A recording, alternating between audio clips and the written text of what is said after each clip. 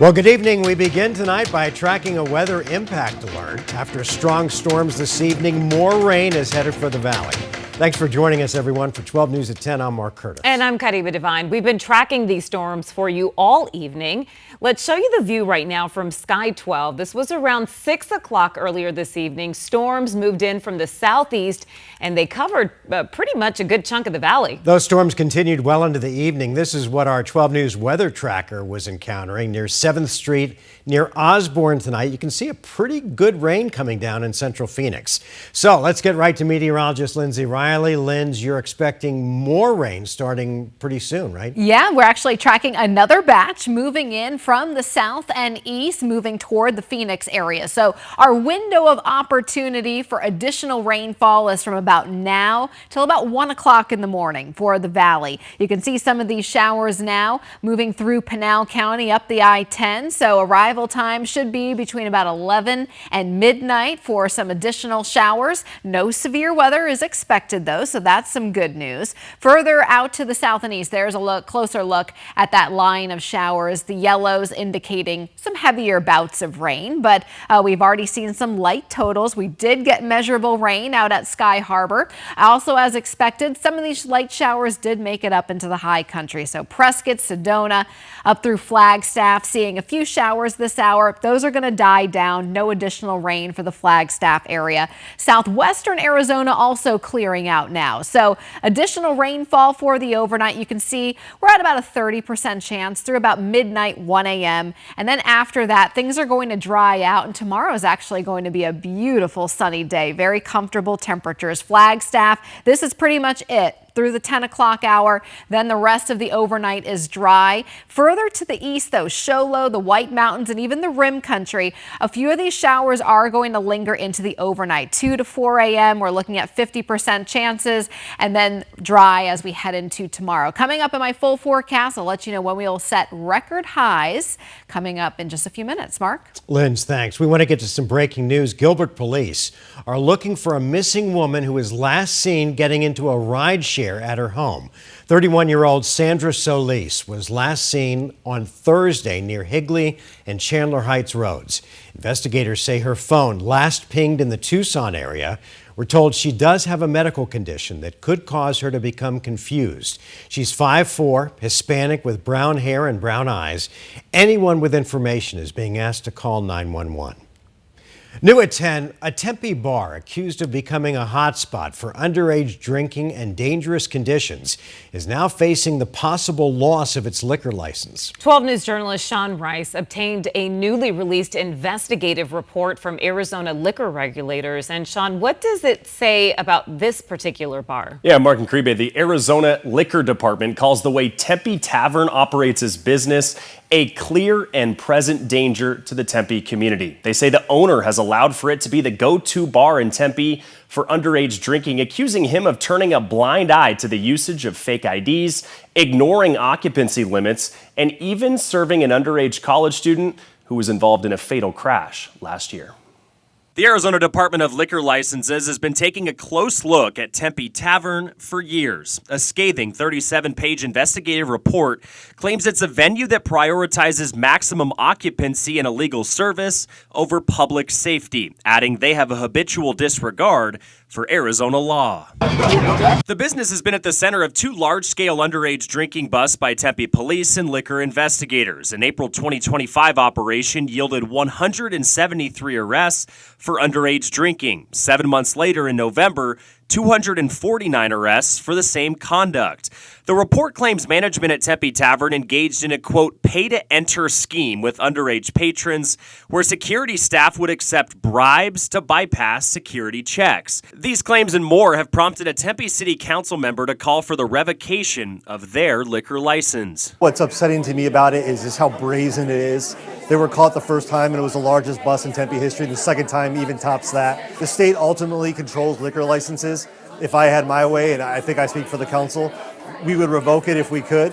But that's the state's decision, and I certainly hope that they do. The state report calls Tempe Tavern the, quote, freshman bar. One underage college student telling an investigator she estimated 95% of patrons are under 21, calling it, quote, common sense that the staff knew. The most alarming allegation in the report dives into a fatal motorcycle crash this past September.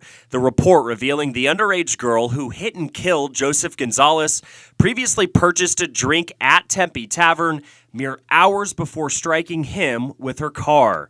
Investigators concluded the establishment's failure to follow the alcohol laws contributed to the incident. I hope they get shut down, and that whoever owns that establishment or the owners of that establishment never get a liquor license again, because they've been operating their business in bad faith.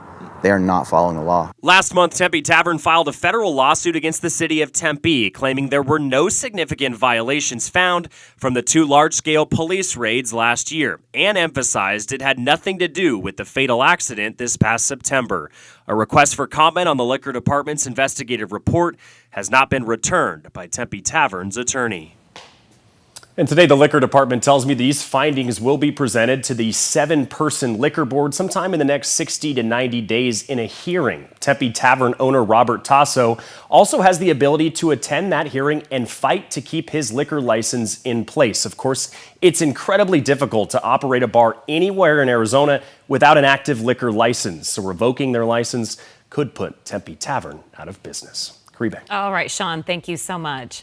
Well, if you're thinking of getting out of town for spring break, you definitely want to listen to this next story. There's a new warning for visitors at Glen Canyon, and it's to watch out for quicksand. The National Park Service says that quicksand can be found near the park's shoreline and drainages. It can look solid, which is deceiving, but it can collapse quickly. The best advice is to avoid soft or unstable ground. And if you do get stuck, park officials say to spread your weight and move slowly. Glen Canyon National Recreation Area is located near the Arizona-Utah border just outside of Page. Tonight, the arrest of a Phoenix Suns player is drawing attention to Arizona's DUI laws. Driving under the influence, whether it's alcohol or marijuana, are punishable in the same way. But the process to prove those charges is different. 12 News journalist Gabriela Becerra is joining us now in studio with how all of this works. Gabby? Well, Mark Kriebe, I consulted with 2 Valley attorneys who tell me marijuana-related DUIs are harder to investigate because you can't use breathalyzers, and there's not really a set standard for proving someone is impaired like there is with alcohol.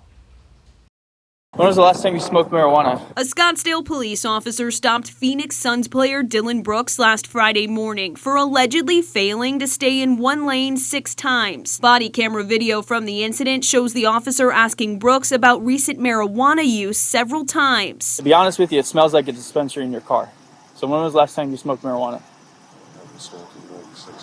After a field sobriety test and blowing a 0.0 breathalyzer, Brooks was arrested on suspicion of DUI. But it takes a lot less to charge a marijuana DUI than it does an alcohol DUI. Criminal defense attorney Josh Colesrud tells me field sobriety tests build probable cause, but these cases often come down to the blood test, which will show the different levels of THC in someone's system. You're going to have primary metabolites, that is, metabolites that are digesting the THC right now.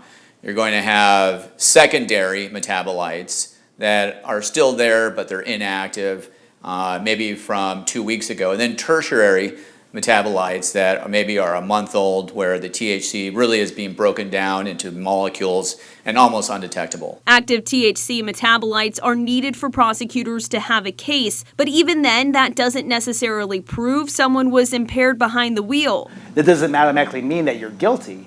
The prosecutor will still have to prove that the marijuana was impairing your driving. Attorney Benjamin Taylor tells me swerving between lanes or speeding can be signs of impairment, but if a prosecutor files charges, it's ultimately up to the jury to decide if a driver was under the influence. So that's going to be the determining factor. A 2021 National Institute of Justice study found field sobriety tests and THC levels are unreliable indicators of marijuana intoxication. Colesrud tells me tests are improving. I think prosecutors will charge these cases even more than they used to, because the technology is so much more accurate.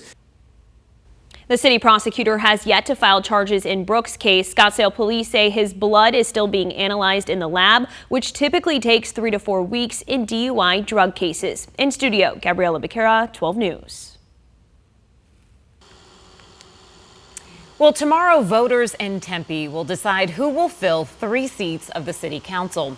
3 incumbents are facing 4 challengers. The Tempe History Museum on Southern Avenue will offer in-person voting, and a drop box location can be found at Tempe City Hall. Ballots must be received by 7 p.m. tomorrow in order to be counted. Tonight, state lawmakers are on the clock. They have 8 months to figure out how to fund schools at a level that meets constitutional standards. That's according to a Superior Court judge's order that was handed down on Friday. State House Speaker Steve Montenegro and Senate President Warren Peterson are the defendants in this case, though the lawsuit started long before they took office.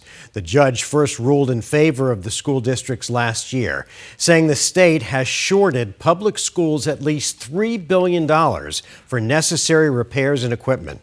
Montenegro and Peterson have 90 days to respond or appeal.